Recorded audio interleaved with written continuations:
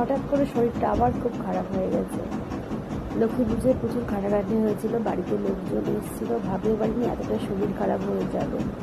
আমি অবশ্য প্রচুর শরীর খারাপ থাকলেও নিজেদের শরীর খারাপটা মনে করি না। যখন একদম না পারি তখন খুব কষ্ট হয়ে যায়।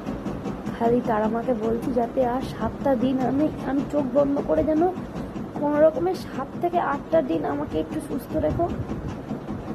তারপর শরীর তো এমনি 12 মাসই খারাপ, তারপর দেখবো শরীরে সুস্থ থাকলে পরে কাজ বাজের ব্যাপারটা। কিন্তু আপাতত 7টা দিন সুস্থ থেকে আগের বছর এত কেঁদেছি ঘরে বসে, যেই তারা মা আমি এত ভালোবাসি সেই কালী পুজোর দিন নাকি আমি উপোস করতে পারিনি, ডন্ডি কাটতে পারিনি।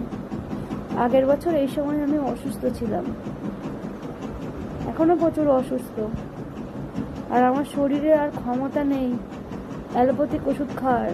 ওটা খেয়ে আমার